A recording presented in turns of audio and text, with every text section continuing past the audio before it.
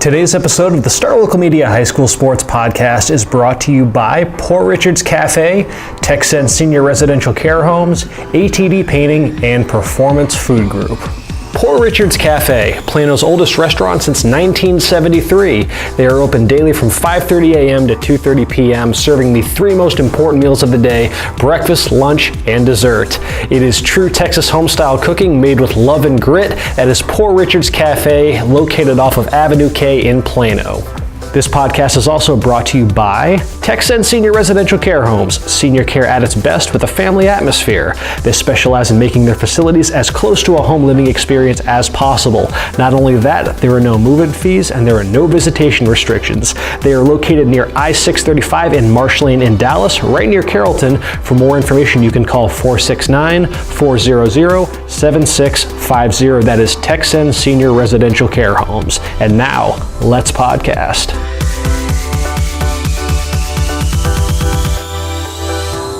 Welcome to another episode of the Star Local Media High School Sports Podcast. My name is Matt Welch. I'm the sports editor at Star Local Media, and I am being joined by Devin Hassan and Taylor Ragland. And gentlemen, it's playoff time.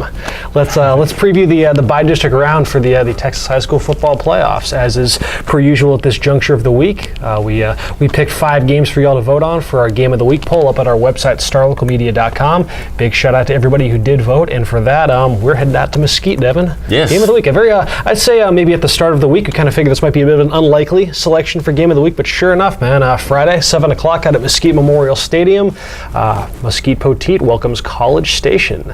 A chance to have a reigning state champion dethroned in round 1 of the playoffs. Yeah, and I think maybe that was part of the allure. We had a couple of rematches, out there of games that we saw earlier, and that always brings a different feel. But yeah, it's pretty when you get a reigning state champion that comes to town. That's certainly a big draw. It should be a good crowd out there at Memorial. Just for the sake of what the travel's going to be like for this game, man, like what a coup for Poteet that they get to have this one at home when you consider that the alternative College Station has to travel 188 miles. Yeah. About 2 hours 45 minutes, and it's so when you consider that just they're one district over, and that's what the consequence is.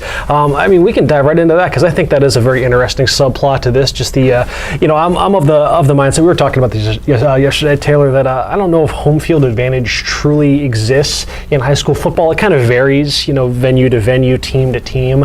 But one of the elements that I think does matter though is when you have lengthy travel. Yeah. Not like if you're just on a bus for 45 minutes or whatnot, but if you're having to travel almost 3 hours, that can definitely have an effect on things and the way you play. Yeah, well, it's routine. Yeah. For me. Like you mentioned, home field advantage isn't necessarily a thing, but I do think having a routine at your home field is a thing. Maybe it doesn't directly translate to the game, but for Poteet, having to or getting to, I guess I should say, go through kind of their normal Friday night routine. It's very familiar. It's not outside their comfort zone, and not that College Station. You don't go in state without making some bus trips, but it's a different scenario having to go on the road and travel multiple hours, and it takes you out of that routine, I think. And because that routine is so meticulous.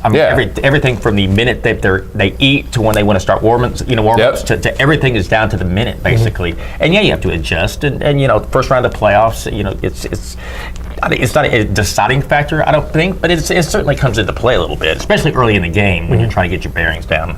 As far as kind of atmosphere goes, because that's one thing that can contribute to home field advantage or whatnot. Like a place like Allen, of course, that's a home field advantage just because of just all that comes with it. How does Poteet what are Poteet games like from an atmosphere standpoint? Poteet draws pretty well on a routine basis. Mesquite ISD does tend to rally around one another. You lost a couple fan bases because Mesquite's going to be going to Belton, and then Horn's going to be going to Temple. So, but I imagine you'll see some. North Mesquite and Poteet aren't too far off. West Mesquite and Poteet are rivals. But really in that school district, more so than some others, where they may sit on the other side, to root against their crosstown rivals. Mesquite ISD kind of rallies around each other, and Poteet.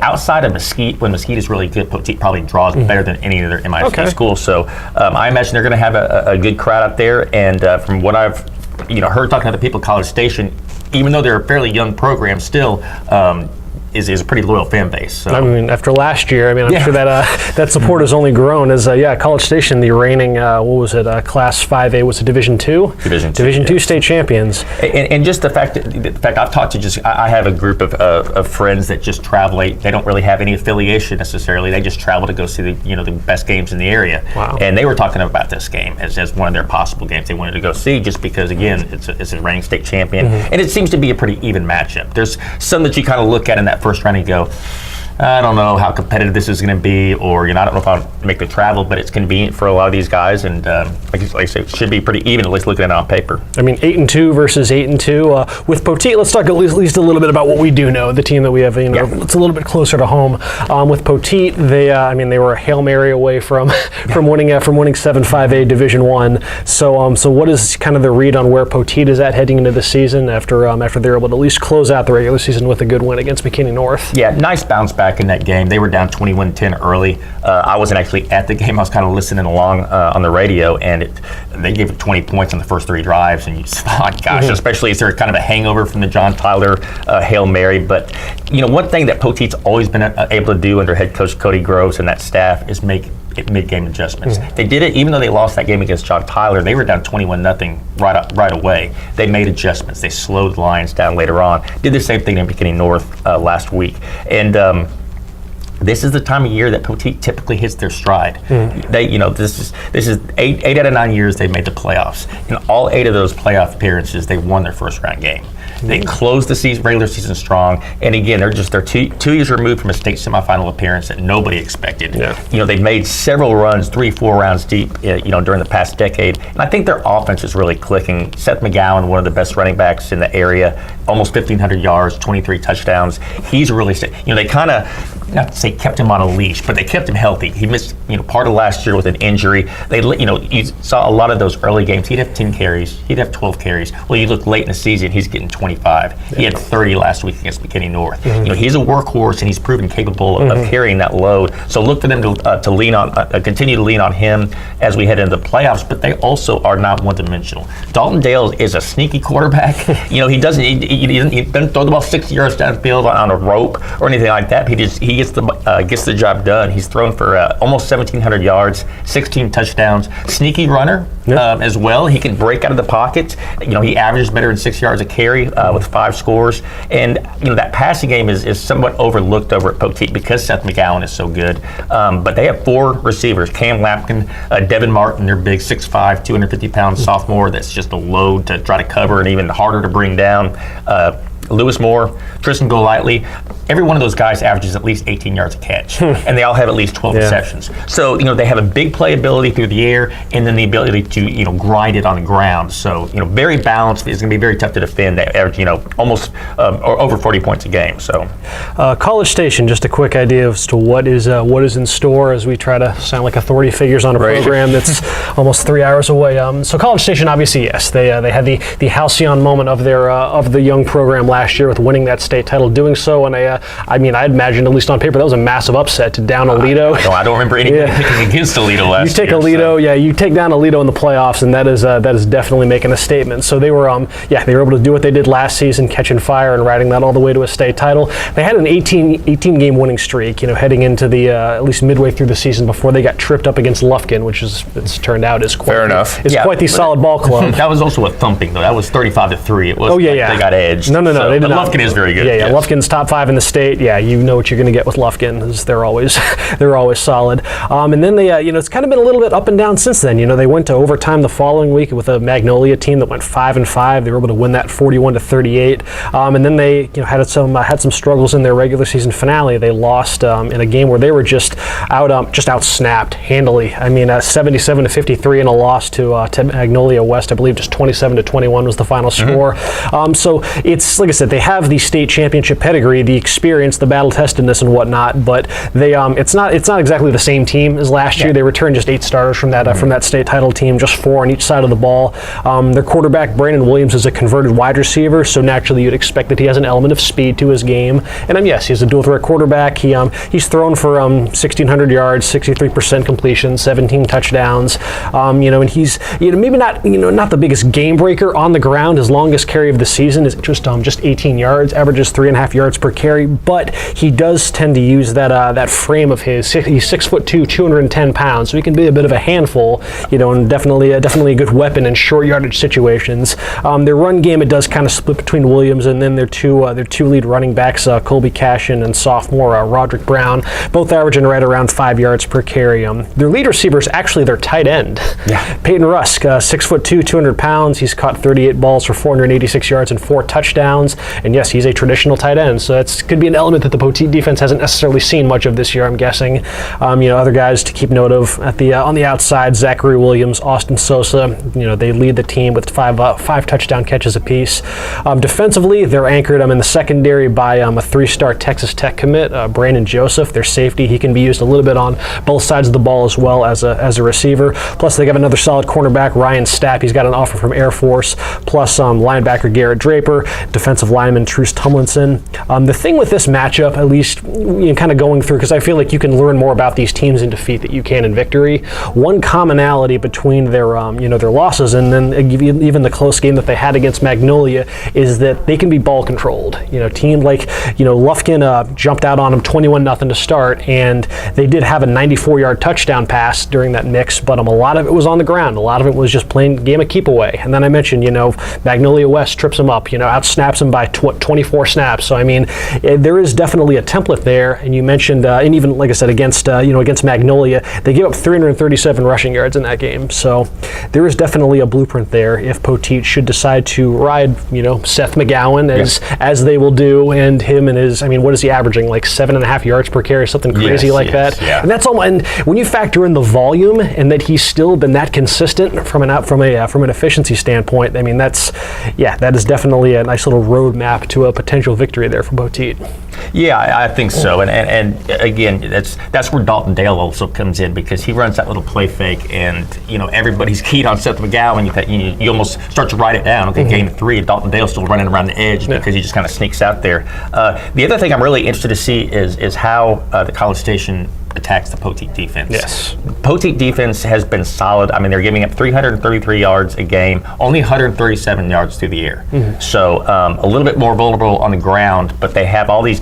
Their back 7 is just full of playmakers. Jalen Hodo, their outstanding safety, leads the team in tackles with 89. He had a 23 tackle game a little bit earlier this season. Christopher Moldrew, Jeremiah Record, Joe Thomas, Jonathan Kapp, Jalen Updike, Quincy Newsom, Burchard Glaspie. Every week in, week out, these guys are 7, 8, 10, 12, 15 tackles. And again, that secondary with Jalen Hodo, with Cam Lampkin and Lewis Moore, who played both ways, somewhat out of necessity. They lost their outstanding defensive back Dorian Morris in 3 weeks ago to an injury. So, and Poteet has done this late in the season before. They'll turn to their skill guys on offense and put them in on defense. They play different roles. Cam Lampkin and Lewis Moore play a lot on defense. They even brought it when against John Tyler. The play before the Hail Mary, Seth McGowan had a sack that looked like it was in the game. So they'll pull these guys in, but as a unit, they have 10 interceptions. Again, only 137 yards through the air. So I think if College Station is going to be able to win this game, they're going to have to take advantage of their ground game, because Poteet does not give up a lot with that secondary. What do we make of just the kind of the slow starts that Poteet's defense has had in recent weeks? It's just a matter of adjusting. Part of it was that they got hit with big plays by the opposing defense as well. John Tyler had a pick 6, and I think just kind of adjusting to the speed of the game, it's kind of hard. You see these teams on film. John Tyler has great athletes, and they have a lot of speed, and it catches you. If there's only so much you can do watching on film. I think McKinney North caught him off guard last week. They kind of had a change in personnel from what they were used to. Different quarterback, different running back than I think a lot of the tape they had. Yeah. And again, but I mentioned it before. That's why I think this is very important this week too, because it's really hard to gauge, a team that's 3 hours away. Yeah. You don't see, there's no common opponents. All you can do is see what you see on film. But that's why I mentioned the mid-game adjustments that Poteet has been so good at. They've been good at it this year. They've been good at it in past years. And I think that's going to be a big key as well. College Station is going to come in with their game plan, but I think the Poteet defensive staff is going to be able to adjust to that. Who do we think is going to win? I'll go first, since I haven't said much. I took Poteet. I think just on the basis of, we talked about not having home field advantage, but the travel is a factor. We've seen in that district even, all year with teams having to go to Sherman or go to John Tyler or whatever. It's certainly a factor and affects, how teams show up. I think that College Station is a different team than it was last year, and I think Poteet's just rolling right now. So I took Poteet. I too took Poteet. I like the ceiling of Poteet's offense a bit more. One thing that just looking back at some of the some of the highlights from College Station's run last year was they had some quite a bit of explosion with their offense. They definitely had between quarterback Marquez Perez, running back DeModrick Anderson. I mean, those two were very, very instrumental in just being able to, and just the element of speed that they brought to that state title game against Toledo. I don't necessarily see as much speed relative to what Poteet has. Looking at this matchup, and the general explosiveness of the two offenses. You mentioned Dalton Dale and just the job that he's done. I mean, 18.5 yards per completion. I mean, that is no joke. Yeah. Versus just 12.9 for Brandon Williams with College Station. Seth McGowan averaging almost 8 yards a carry on almost 200 carries per season. I'm on the season, and then you mentioned those wide receivers. All averaging at least 18 yards per catch. So I just like the game-breaking ability of their offense quite a bit more than College Station's, plus the ability to replicate the ball control style that has given College Station some troubles this season, and then obviously the home field aspect as well. So I too took Poteet, which is weird because I have to look back and see when the last time a reigning state champion got eliminated in the first round the following year. It doesn't feel like that happens often, so it might be this is definitely the conditions for it, though. It seems like the odds might not necessarily be in our favor on that one, but nevertheless, Devin, where did you sat on this one? The same. I took Poteet for a lot of the reasons that you listed. Their offense, I think, is just. The season opener, they lost to Denton Ryan 28-14. That's really the only defense that's really contained them. Mm-hmm. Denton Ryan's contained pretty much everybody they played from a defensive standpoint. College Station has got a solid defense. They're only giving up 17.8 points per game, but I think this is just a little bit different animal. I think that Poteet offense is hitting its stride, and I think the defense is going to play well enough, and their big playability. Cam Lampkin had the pick six last week. That really proved to be the difference in the game against McKinney North. Jalen Hodo's had 2 pick sixes on the season. I think they come up with a couple big plays, a couple of big turnovers that kind of turn the tide, but I still think there's going to be some points scored on both sides. Poteet has been a kind of bend but don't break, particularly early in these games sometimes. So I'm thinking, Poteet in a 35-28 type game. Yeah, despite the both teams with identical records, and then College Station with the state championship experience, this was a 5-1 nod in favor of the Pirates on Friday, as the three of us plus Justin Thomas and Brian Murphy taking Poteet. Kendrick Johnson, Mr. Lone Wolf himself, rolling with College Station in this one, and that is that's a look at your game of the week. Obviously, that's just our vantage point from this one, but obviously want to get some input from one of the key pieces to that Mesquite Poteet squad. Lewis Moore, Poteet's Swiss Army knife, Devin, and Mr. Do-It-All for the Pirates. And Devin had a chance to talk with Lewis, beforehand on just Poteet's season up to this point, and the big game Friday against College Station. We'll hear what Lewis had to say after a word from this sponsor. Let's take a quick break to talk about ATD Painting. Whether it's painting, staining, carpentry, residential, commercial, interior, exterior, ATD Painting has you covered. They have 4 locations in the Metroplex, including Plano and Louisville. You can call 972-694-8888 for more information, or you can visit their website at atdpainting.com. That is ATD Painting. Check it out to see just how affordable professional painting can be. And now, let's get back to the podcast.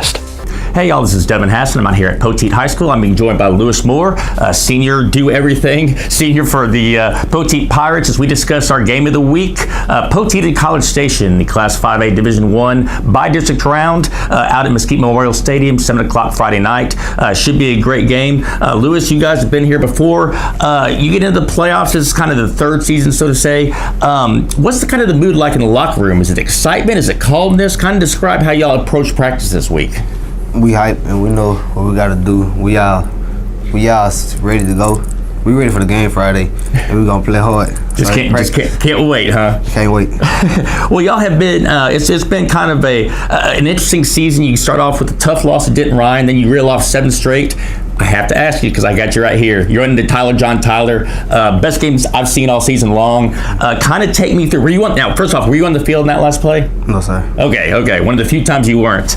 What's it like, I guess, going through the emotions of y'all come back and take the lead with 15 seconds left, basically, and then they come and they throw just the impossible pass. How tough is a loss like that to get over? Well, it was tough at first because, for one, it was our senior night. But we knew what we had to do for the next week. We just had to get over that game, come back to practice, work hard for the rest of the week. And obviously, y'all are playing for a home game against McKinney North, but also for momentum and just for kind of restoring some of that confidence. How important was that victory last week? It was really important because we wanted to start off our playoff run at home instead of going 3 hours to College Station. And that we built confidence on that game to build our first round. Okay. Now, you play offense, you play defense, you play special teams, rarely miss a play. You have a favorite role out of those three, or they all kind of equally fun? I like special teams more. I like special teams because we're going on special teams. They set the mood for the offense. Like on punt returns, like when our defense gets a stop on punt returns, it can start the offense have a good field position, and then on kickoff, it can change the whole momentum of a game. Okay. Now, as you're a senior, you've been through this before. From a leadership standpoint, do you do anything different with some of those young kids, the younger players that may not have been there before this week, or is it kind of business as usual as far as the way y'all approach it? I mean, we let them know how real it is, because this could be our last game. So yeah, you got to take this different from the regular season. You get another chance next week, but now it's one and done. So we got to let them know what's going on. And Poteet has kind of had a tradition here in the last 8-9 years, not just making the playoffs, but making some noise when you've been there. A couple trips to the state semifinals, a couple other trips to the regional finals, always winning that first round game. How important is that to y'all as players as far as kind of carrying on that tradition? It's a legacy, and we feel like we got to stand up to that legacy and not let it fall, because we hold to a high standard, so we got to keep it going. Okay. Now, obviously, you've had a few days now to watch film of College Station to kind of get an idea of what they bring to the table. What have you kind of seen? What are your thoughts on this on Friday's game in terms of your opponent? I think they're pretty good. I think they match up well with us. I think it should be a good game. And they the defending state champion, so we got to come harder and work harder. Yeah. Well, and then big picture, obviously, you got to take care of the one Friday first. But what's kind of your feel for what this team can accomplish in terms of a playoff run? I think we can go deep in the playoffs. We all know what the ultimate goal is, which is a state title for all of us. So we got our roles on the team, and we know we got to stand up to it. And we all going to do what we got to do. Fantastic. Well, I think that'll about do it here at Poteet High School. Lewis Moore, appreciate you jumping on with us. Yes, sir. And best of luck on Friday night. And again, now back to the podcast. Thanks again to Lewis Moore of Mesquite Poteet for taking the time to chat with Devin for our Student Athlete Spotlight, previewing our game of the week, Mesquite Poteet versus College Station, Friday, 7 o'clock out at Mesquite Memorial Stadium. We got 4 more games on the docket to discuss, though, gentlemen, so let's talk about the game that I think maybe at first glance we thought this might end up getting game of the week just because of the track record of these two schools in the game of the week poll. No, sorry. What happened, Plano East? What happened, Sachse? Yeah, they won it the first time. Just resting on their laurels. Shame on y'all. Let's see. Friday, 7 o'clock out at Homer B. Johnson Stadium, a rematch from Week 3. Sachse welcomes Plano East. Obviously, you guys have been covering these teams all season long, so just give me your quick picture of this game and just what you think this one boils down to. I took Plano East, but this game is going to look very different than the 29-7, Week 3 affair that these two teams had back when the weather was going nuts and everything was crazy. But Sachse with Derek Rose moving from out wide to under center has really kind of taken on a new look to its offense, and I think they had like 403 rushing yards last week or something in their dismantling of Rowlett. So it's a new look offense. They're dynamic, and we'll see. I think the key will be the Plano East, especially the defensive line with Jalen Brown in the middle, and their kind of banged up linebacker core, who they should get some pieces back, and it'll be key how they handle that Sachse rushing attack. But also key will be how Sachse and that impressive defense deals with, 1, the loss of Hunter Spears, and 2, Brandon Mallory, the area's leading public school passer, I think, at all classifications. 2,938 yards or something, almost 3,000 on the year just in the regular season. So that East offense is plenty dynamic on its own. It's got a ton of weapons outside, and I think this is going to be a fantastic football game. But I think there's just a little bit more to like on the East offensive side of the ball, and a little bit more big playability. They had like 4 touchdowns on drives under a minute to start the second half against Jesuit last week, and they can just do that to pretty much anybody. So it'll be interesting, but I took East in a close one.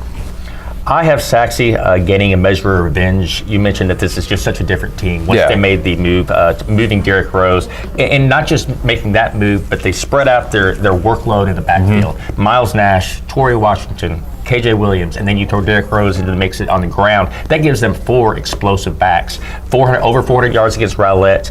But the defense, I think, is going to be the big key for Sachse. They did lose 29-7 in that first meeting, but this was a 7-7 game for the longest time, and all of a sudden, boom, for most of it, look up and Plano East is up. And you don't know if fatigue came into play at all for Sachse that day. Yes, they are missing Hunter Spears, but that defensive line rotates 8 guys in and out, and those other guys stepped up last week. They held Rowlett 102 yards. They've held their opponents to 9 points or less in 5 of their last 6 games. And you mentioned the passing game with Braden Mallory. That's going to be a great matchup wherever Braylon Brooks lines up. Braylon Brooks with 9 interceptions this year, 3 he's taken back for touchdowns. Micah Buchanan is another ball hawk.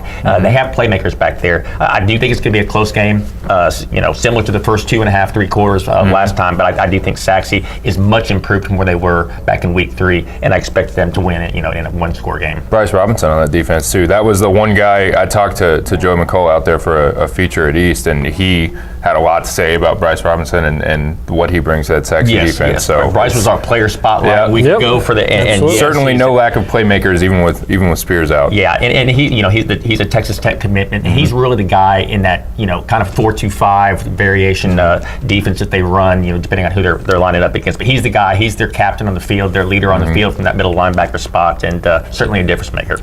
Despite Plano East drawing first blood in this matchup back in week 3, folks are buying into the Sachse resurgence. This was a 4-2 nod in favor of the Mustangs in Friday's rematch. Devin, you, Justin Thomas, Kendrick Johnson, Brian Murphy, y'all rolling with Sachse. You and I, Taylor, the Plano Star Courier duo, riding with Plano East to get what would be, I guess, the first playoff win for Plano East since 2009, the first playoff win for Plano ISD since 2012. Feels like, come on, Plano ISD. And I think when that's too long a drought. I think sometimes when you look at it, there is a tendency to look at that last game, similar to the College Station coming off a loss. But I think in this case, you look at what Sachse was able to do to Rowlett, and what was it? That's a bit of an eye-opening result. We thought, we all said last week, because it was our game of the week, that it was going to come down to the wire. That's why we thought it was voted our game of the week, and it was just a dismantling. How did this year's Sachse team handle Rowlett with more ease than last year's team did? They dominated the trenches. Yeah, that just seems so improbable with how good that team was last year. That's another factor that we mentioned the running game. And I should have mentioned the offensive line as well. Sachse, when the first time they played Plano East, was very young on the offensive line. 3 sophomores starting. Those guys were trying to get their bearings. Not to mention they didn't really have an offensive identity. Now everything seems to be clicking, and it's like I said before, a lot different team. Let's see. Let's go to a matchup between District 5-6A and District 6-6A. One of several ones on the picket line this week that I think gave quite a few of us some fits, because I'm not sure what to make of these 2 districts. And we'll learn a lot about just kind of how which district, their parity was more impressive than another team's parity, because these matchups between 5-6A and 6-6A could go a number of different directions, including one Friday, 7 o'clock out of Keller ISD Stadium, Hebron versus Fossil Ridge. Another rematch from non-district play, and one that went in favor of Fossil Ridge in fairly convincing fashion, 37-17. It was a weird result, just given that Hebron was just coming off just this impressive blowout of Arlington Martin and just riding high, and they ran into a bit of a stumbling block there with Fossil Ridge. But so why is this on Game of the Week then? Why was this one of the Game of the Week nominees? And it was a 20-point game. Well, there was a bit of a caveat to that first one, and that was there was a Trajan Bridges sized void on that Hebron offense as their top offensive player. One of the top wide receivers in the state was sidelined by a concussion during that first meeting. He'll be in action on Friday. So the question remains: is Trajan Bridges alone enough to make up 20 points? Devin, where'd you lean on this one? Just not having seen either one of these teams, obviously I've seen Trajan Bridges in his highlight film, and he's certainly going to be a difference maker, both on the ground and in the passing game. that can't be discounted. But it's hard to ignore that 20-point deficit in the first game. And you look at Fossil Ridge and who they played. They took Denton Ryan to overtime. They lost to Southlake Carroll, but everybody that's played Southlake Carroll has come up short. Lost a tough game to Keller, but they also have an impressive win over Flower Mound in the season opener. That looks awesome now. Looks better now. Just thought, okay, 14-10. That was between two teams that you didn't really know what to make of, but they beat Geyer, and then like I said, they did the win over Hebron. So. It's going to be closer. I don't expect a 20-point margin, but I still got to give the edge to Fossil Ridge. It is insane to think that Flower Mound at one point scored only 10 points in a game this season, right? And still finishes with like a top 5 offense in the area. I actually am going with Hebron to get the job done in the rematch, and I do think Bridges makes that much of a difference. Not just like what he means to that offense is just kind of their safety valve. I mean, that you can just put the ball wherever with him, and he's going to make something happen. But I just think back to earlier in the season, the job that they did unleashing him in the backfield, and that if they should call upon it, that he's capable of running the ball. They even did some direct snaps, some wildcat stuff with him, near the goal line that was really impactful against, their opener against Plano. And just like I also think that back then that game was also just the second varsity start for their quarterback Carson Harris, and to not have your top receiver in that game, and I think that definitely kind of limited the ceiling of the Hebron offense in a way that perhaps maybe didn't allow them to run the same kind of stuff that they normally. It was weird because it's like the second time in 3 weeks that offense was significantly hamstrung personnel-wise. But I think that at least Bridges' impact will be enough to where it sways things in the other direction. I'm not taking this is not a confident pick by any stretch, but I do think Hebron will have enough at full strength to get the job done. Let's see, and for this one there was I think it was dead even? It was a dead even. Wow, a 3-3 split. This was, let's see, myself, Justin Thomas, Brian Murphy taking Hebron, the two of y'all plus Kendrick taking Fossil Ridge. We'll see. Let's see, another 5-6A versus 6-6A matchup. There's a little bit more familiarity between these two teams. This one is actually Saturday, 2 o'clock out at Dragon Stadium. Southlake Carroll welcomes Coppell. This is actually going to be the 49th time that these two teams have hooked up, despite limited time in the same district. Southlake holds a 41-7 edge in this series, though, and it's just tough to go. It felt odd picking a defending state champion to lose in the first round. It feels even more just strange picking Southlake Carroll to lose in the first round. I'm not going to do that. Coppell, just again, like we've talked about Coppell all season, just a tad too inconsistent for my taste in that district. Who knows? We'll see this weekend. Maybe it was just a symptom of that district being really balanced, which you could definitely make a case between those top 4, top 5 teams that was the case. It's just tough to go against that Dragon mystique at this time. You talk about teams that ramp it up during the playoffs. Well, Coppell, they go 7-3, but they have 2 1-point wins and a 2-point win. Yep. They came on a last second, 56-yard field goal. They're real close to being 4-6. Yeah. They're certainly capable. Ryan Hurt, Jonathan McGill, those guys but they're going to have to score to keep up with Southlake Carroll. And I don't know if they only average 24.5 points a game. Yep. I don't know if that's in the firepower. And scored 6 on Louisville. To keep up with, Will Bowers and TJ McDaniel and that Southlake offense that rolls up 42 a game on average, and a lot of times has had their starters out for the second half. I just don't know if Coppell has the firepower to keep up with that. It was a clean sweep in favor of Southlake Carroll in this one. Yep. Only a few clean sweeps on the picket line this week. Let's round this out with a game out at the 5A level, a rematch of last year's regional final. That's right, what a draw for Mansfield Legacy and Frisco Lone Star as they rematch Friday 7 o'clock at Frisco ISD Memorial Stadium. Lone Star, has been on they were on the state rankings radar all season long until they got tripped up by that hook and ladder against the Colony that went viral. But Lone Star looking to get a measure of revenge despite a new look team from both sides of the ball. Obviously, we've talked about the Lone Star having to replace their horses on offense. Legacy having to do so despite didn't appear that way at the start of the season, but then their starting quarterback, star safety Jalen Catalan, goes down with a season-ending injury back in week 1. They've had to regroup around that. I don't know, Taylor, where did you what led you to your pick in this one? Man, it's just a lot of tough picks this week. Except, the Coppell Carroll pick was probably the easiest one and the one I filled out first. But I think that Lone Star, despite some inconsistency, you look at the offensive struggles, especially early in the year, how good that defense was, but then going out and scoring, just literally almost never, and winning games 10-7 over and over and over. It seemed like 10. So it's just tough, man. You don't know.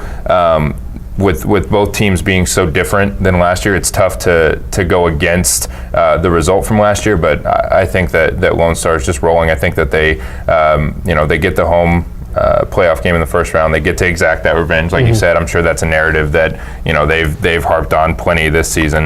And I think that that defense and as stout as it's been, with the quarterback out, with Catalan out, will be enough to overcome potentially another slow week offensively. Well, plus Mansfield Legacy hasn't been able to score. Yeah. Once Catalan went down, I mean, they averaged 31.2 points. But if you look at their schedule, a lot of that was padded against DISD schools that they ran up 65-0. In their losses against their rivals, they scored 7 points against Mansfield.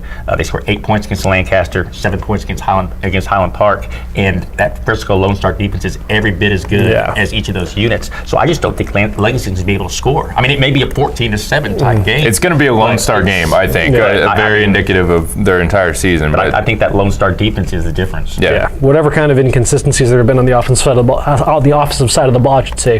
Talking is hard. That defense has been just as good as there is at the 5A level, and I think that'll be enough to will them to the finish line in this definitely a supersized first-round matchup, just given the trajectory of these two programs over the years. And surprisingly, despite the Legacy getting the nod last year, everybody's on that Lone Star war wagon. They think that the Rangers will have enough to get out of the first round at least. So a clean sweep for Lone Star in this one. And I guess that'll do it, gentlemen. As far as coverage goes, Devin, what you got on your radar for Friday? I will be out at Mesquite Memorial Stadium for the aforementioned Poteet and College Station showdown. I'll be out at Homer B. Johnson. I was going to say Williams for a second, but no, Sachse doesn't want to play at its home venue. I'll be out at Homer B. Johnson Stadium for the aforementioned game between Plano East and Sachse. I was there for round one. It was a weird game. Let's see what round two has in store. How about you, Taylor? I am state volleyball man. That's right. Friday. I will not even be on football this week because we have 3 teams. Lovejoy at 1 p.m., Plano West at 5 p.m., and Flower Mound at 7 p.m., all at the state volleyball tournament. So I will be out there all day with dispatches from all of that, all of those goings on. Holding it down at the Curtis Caldwell Center out in Garland. So you won't be too far away. Nope. All right, that'll just about do it, though, for this edition of the Star Local Media High School Sports Podcast. Obviously, we'll be covering the playoffs all throughout the remainder of the week. You can check out our game stories, as well as video highlights, rapid reaction podcasts, all that good stuff at our website, starlocalmedia.com. Folks, enjoy the rest of your week. We will talk to y'all later.